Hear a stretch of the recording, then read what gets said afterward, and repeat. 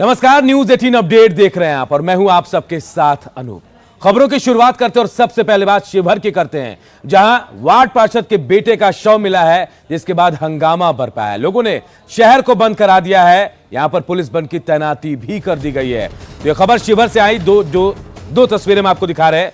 लोग नाराज हैं, शव के साथ प्रदर्शन भी किया जा रहा है।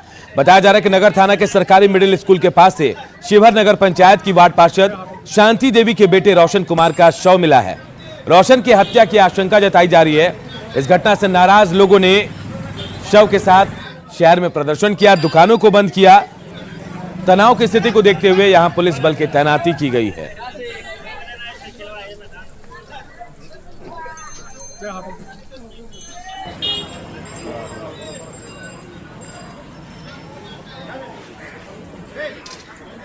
और बात उस बुखार की जिसने हाहाकार मचा कर रखा है। सिर्फ दिल्ली नहीं, यूपी, एमपी और बिहार में भी बुखार से लोग परेशान हैं। और सबसे चिंता वाली बात यह है कि सबसे ज्यादा जो मरीज हैं वो छोटे छोटे बच्चे हैं।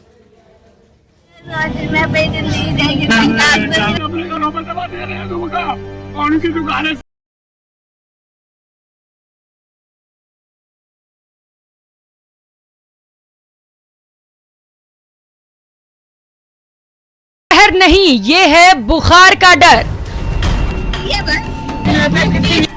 उत्तर भारत में हाहाकार। ये कैसा बुखार? बच्चों के लिए काल बना वायरल फीवर। नन्ही जान बुखार से परेशान।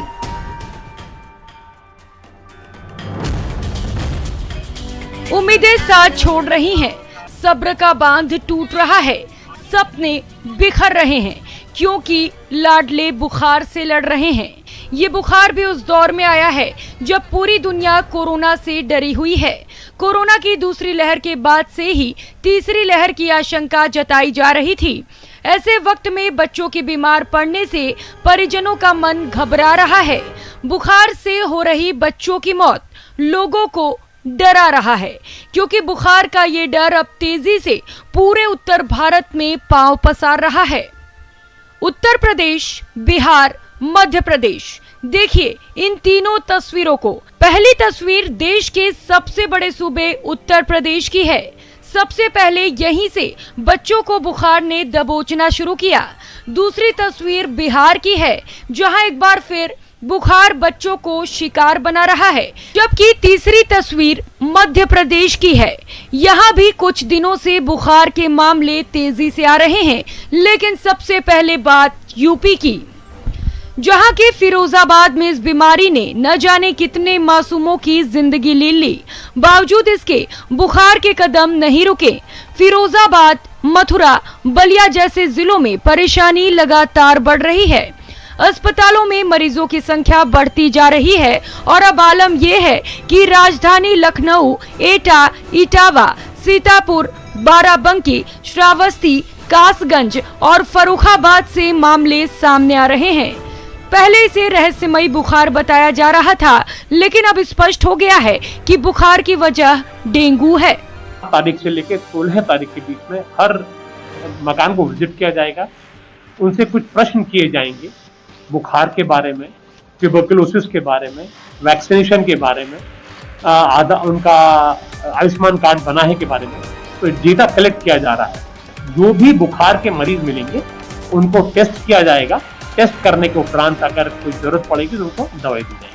यूं तो बरसात और बाढ़ के बाद बिहार में बच्चों का बुखार सालों से बर्बादी लेकर आता है, लेकिन इस बार कोरोना की वजह से डर ज्यादा है।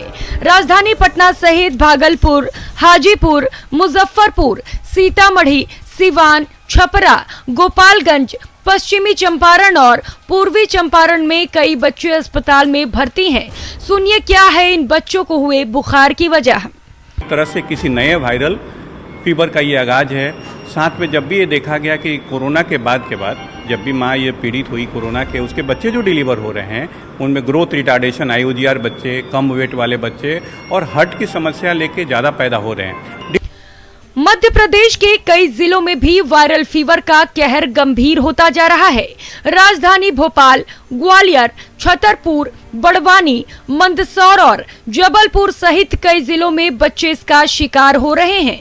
भोपाल में वायरल फीवर के साथ ही डेंगू और चिकनगुनिया के मामले भी सामने आ रहे हैं और ये डर अब राजस्थान से दिल्ली तक पहुंच गया है। कोई भी बुखार हो, जब बुखार हो तो देर नहीं करनी चाहिए।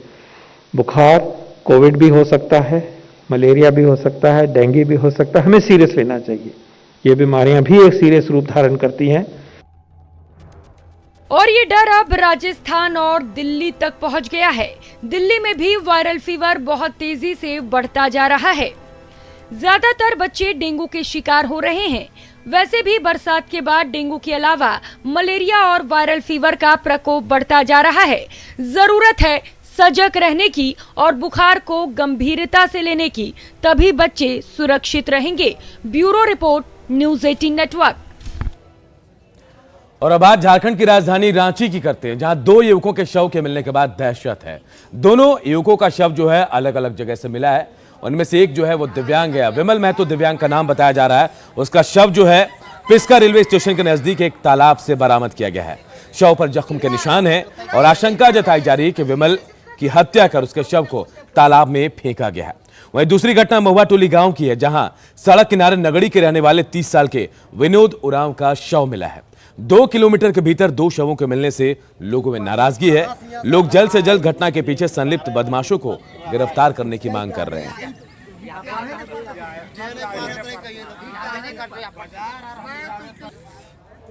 और प्रशासन से मांग करते हैं कि इसका परिवार जिस तरह है, इस घटना से सरकार से 5 लाख का मांग करते हैं और चाहते हैं कि जब तक इसका न्याय नहीं मिलेगा तब तक हम लोग लाश को नहीं उठाएंगे, यहीं पर लाश रहेगा।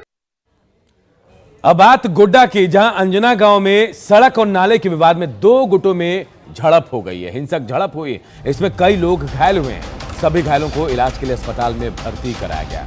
बताया जा रहा है कि एक दिन पहले पंचायत भी हुई थी और नाले को खोलने का फैसला लिया गया, लेकिन जैसे ही नाले को खोलने के लिए लोग यहां पहुंचे, दूसरे पक्ष के लोगों ने उन पर हमला बोल दिया है। हालांकि पुलिस मौके पर पहुंची, उसके बाद किसी तरह मामले को शांत कराया गया है।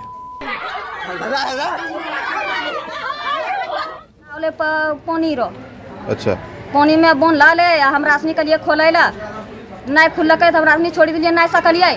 पंचायती बैठलिए, मुखिया सब नाम मुखिया के खोलाइले, हमरो साई बेटौना मेन मारा लगले। कितना लोग चोट लागलो? कितना लोग? 3 ठोक सीरियस होलो, 3 ठोक कम लागलो। दूसरा पक्ष कितना चोट लागलो? एको ठोक नहीं। मामला वही है कि वो रोड पे मिट्टी दिया है, हम लोगों का ऊपर से उधर से पानी आता है तो वो जो है बंद कर देता है। हम लोगों का पानी बाहर होने नहीं देता है। वो बोलता है कि नहीं इधर नहीं देंगे हम पानी निकलने के लिए, सिकाए के लिए कि इधर मेरे दरवाजे पे गंदा होता है। तो वही बात का मामला था, हम लोग पंचायत बैठा दिए। तो मुखिया को बुलाए, मुखिया को बुलाने के बाद मुखिया बोला कि ठीक है तुम खोद दीजिए। पानी जो वो बंद किया था उसको हटाने बोला, तो हम लोग हाथ से उसको हटा रहे थे। हटाने के बाद वो बोला कि नहीं देंगे हम हटाने के लिए। हम बोले कि जब पंचायत हो गया और बोला मुखिया की जबकि लाला खोदवाएंगे तो फिर अभी हम मेरा पानी जाने दीजिए। तो इसी बात में जो है वो लोग शुरू कर दिया। गोपालगंज में मुख्यमंत्री की महत्वाकांक्षी नल जल योजना भ्रष्टाचार की भीड़ चढ़ गई। बैकुंठपुर के रेवतीत पंचायत में यहां नल जल योजना के तहत एक पानी की टंकी लगाई गई थी, लेकिन ये धड़ाम से नीचे गिर गई। ज्यादा जानकारी दे रहे हमारे सहयोगी मुकेश। गोपालगंज में नल जल योजना भ्रष्टाचार की भीड़ चढ़ गई है। अभी हम बैकुंठपुर प्रखंड के रेवतीत पंचायत के वार्ड नंबर 2 में हैं और ये रेवतीत गांव है। आप देखेंगे यहाँ पर कि यहाँ पर 1 साल पहले नल जल योजना के तहत पानी का टंकी लगाया गया था। लोगों के घरों में पानी सप्लाई भी हो रहा था, लेकिन जो ग्रामीण बताते हैं कि 1 दिन पहले पानी का यह टंकी अचानक धड़ाम हो गया। अब देखें यहाँ पर कि क्या क्वालिटी होगा इसका, जो पानी का जो टंकी है कैसे यहाँ पर जो कोलैप्स हो गया है और जो टावर है इसका, टावर का जो पाइप है वो सब इधर उधर बिखर गए हैं। ग्रामीणों का आरोप है कि उन्होंने लगातार शिकायत भी की थी घटिया क्वालिटी को लेकर और उन्होंने बेहतर काम करने के लिए मांग भी किया था। बावजूद इसके यहाँ पर अच्छा क्वालिटी काम नहीं हुआ और ये जो टंकी है, भ्रष्टाचार की टंकी जो है ये फट गई है। ये कैसे कब टंकी फटा था, कब हुआ था? ये सुबह का 8 बज रहा था एक बच्चा आया चालू करके चला गया। पहले 2-3 दिन से जो वार्ड नंबर का जो वार्ड है तो वो सुबह में 1 घंटा आधा घंटा चालू करके आधा टंकी फुल करके मतलब ये आधा भरता था, उसके बाद में चला जाता था। नहीं, फुल नहीं भरता था, इसलिए कि वो लीकेज था पहले से।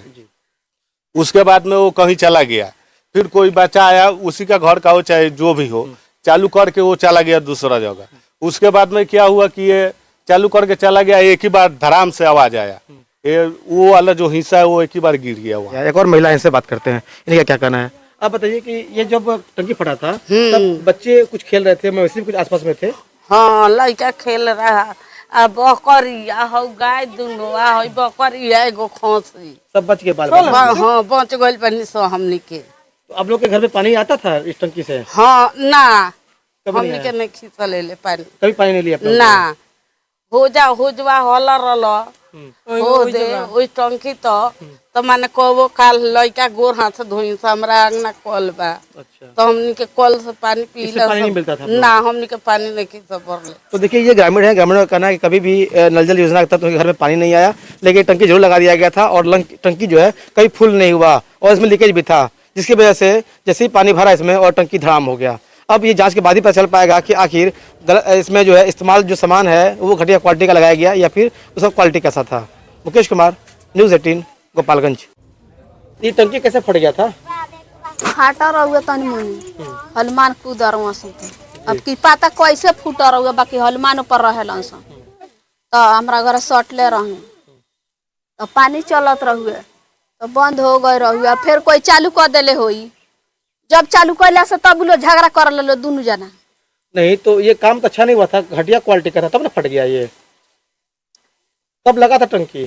2.5 साल हो गए। 2.5 साल लगा था ये, तो कभी फुल नहीं होता था कभी ये? फुल होला। तो कैसे फट गया? 2.5 साल भर के गारंटी रहे, 2.5 साल चल गए। घटिया काम उसमें नहीं हुआ, 2.5 साल से चल रहा है, 2.5 साल से चालू है और IS मार्का का टंकी है और जितेंद्र सिंह हैं उसका संवेदक ये थे और 11,11,100 का एस्टीमेट था, सबसे कम का एस्टीमेट था और काम भी ठीक हुआ है। पानी भी 2.5 साल से रेगुलर चलता था। अब सामान है, मान लीजिए कि वो सब घाम लगता है, पानी बराबर चलता है, लोड लिया होगा, फट गया होगा।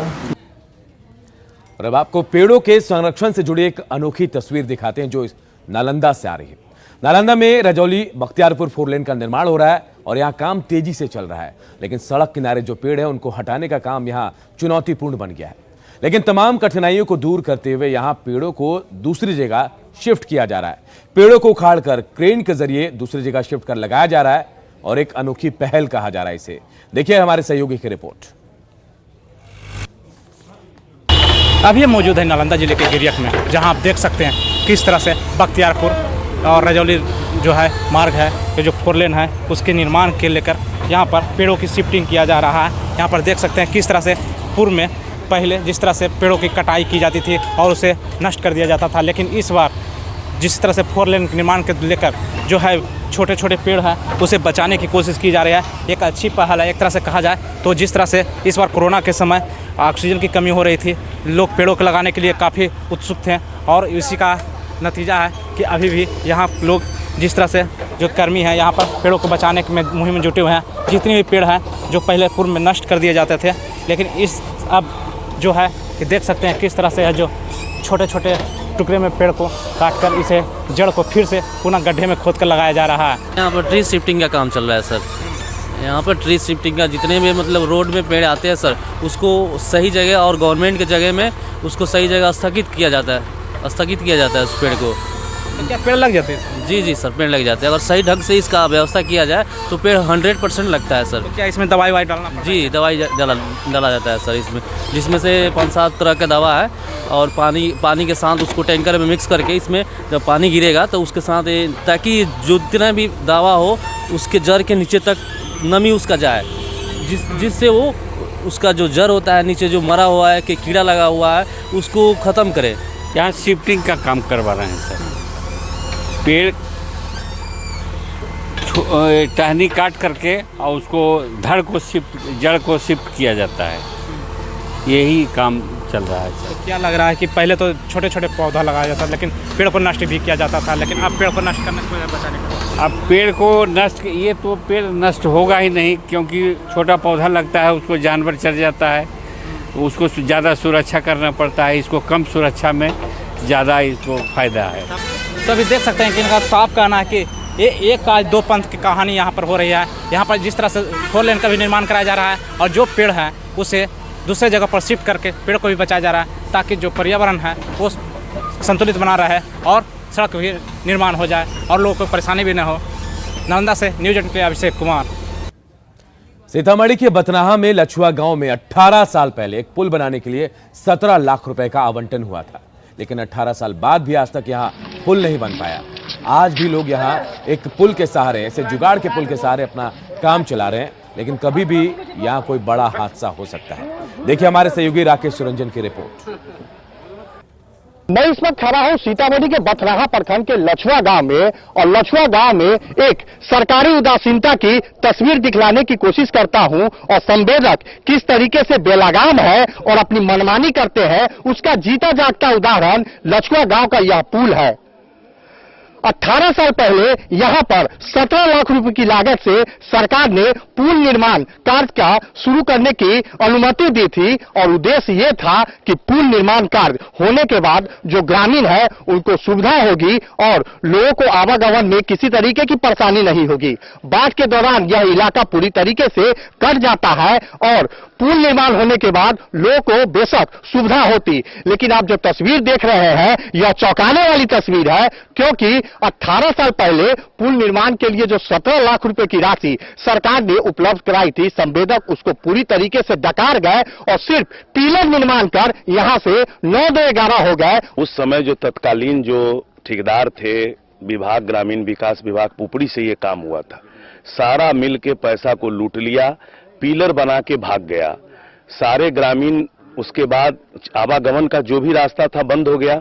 ग्रामीण लोगों ने, सब लोगों ने, हम लोगों ने पैसा मिला करके इस पर चदरा डाला अपने पैसे से सारे लोग, फिर आवागमन शुरू हुआ। प्रधान सचिव ग्रामीण विकास विभाग जो है उनको हमने व्हाट्सएप मैसेज किया, मेल किया, सारी चीज की जानकारी दी, तो उन्होंने मुख्य अभियंता 3 के माध्यम से अधीक्षण अभियंता सीतामढ़ी के थ्रू एक्जीक्यूटिव इंजीनियर को भेज करके पूरा इसकी एक पत्र मंगाई, जांच कराई, सारा टीम आया, जांच करके प्रतिवेदन भी मुख्य अभियंता 3 को चला गया कि पुल का निर्माण किया जाए।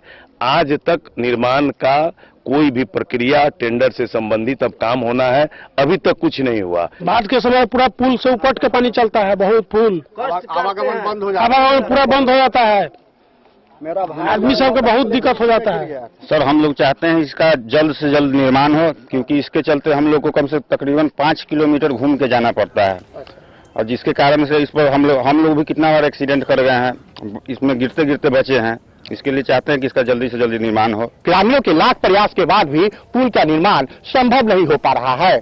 राकेश रंजन, न्यूज़ 18 सीतामढ़ी। इस बुलेटिन में इतना ही। आगे देखिए क्रिप्टो की समझ।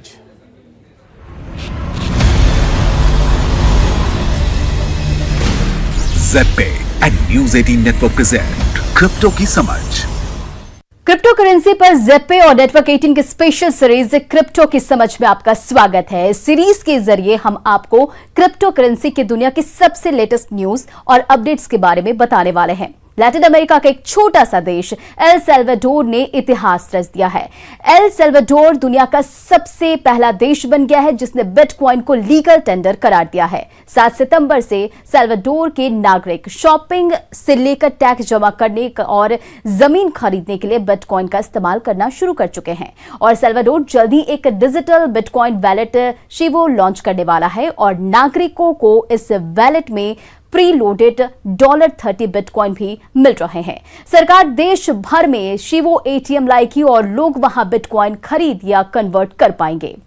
तेजी से बढ़ रहा क्रिप्टो करेंसी का बिजनेस भारत में 10,000 से ज्यादा जॉब क्रिएट करने वाला है, और स्पेशलिस्ट स्टाफिंग फर्म ज़ेफिनो के डेटा के मुताबिक क्रिप्टो करेंसी सेगमेंट में भारत में 10,000 से ज्यादा जॉब्स क्रिएट होंगे। इन जॉब्स के लिए मुंबई, बैंगलोर, गुड़गांव हॉटस्पॉट रहेंगे और 60% क्रिप्टो जॉब की ओपनिंग इन्हीं तीनों शहरों में होगी। क्रिप्टो के बढ़ते चलन को देखते हुए blockchain specialist, security engineers, Ripple X developers और front end back end developers की सबसे ज्यादा डिमांड होगी।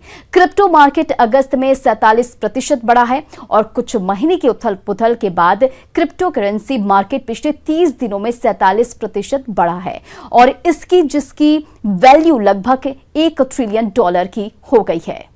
CoinMarketCap.com के मुताबिक 4 अगस्त को जो क्रिप्टो करेंसी मार्केट में $1.55 ट्रिलियन का था, वो 4 सितंबर तक $2.28 ट्रिलियन हो गया है, यानी केवल 30 दिनों में $730 बिलियन का इजाफा, जो कि 47% की ग्रोथ दिखाता है।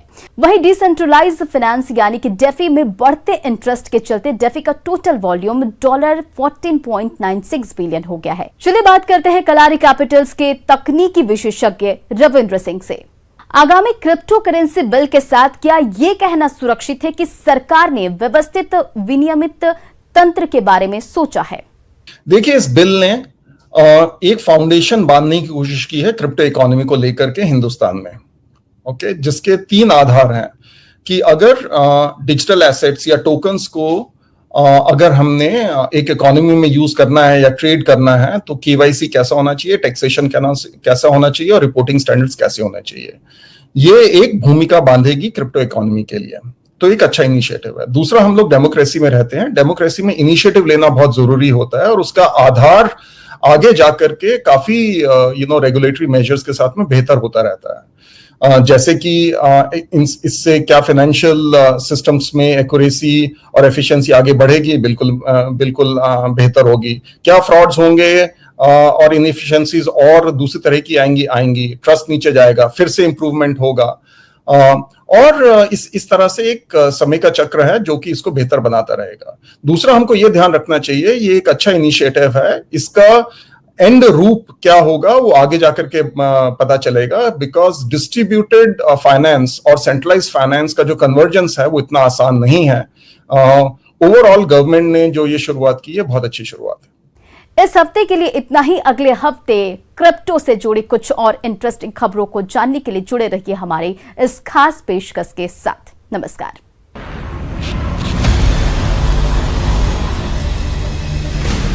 ज़ेड पे and News 18 network present crypto की समझ।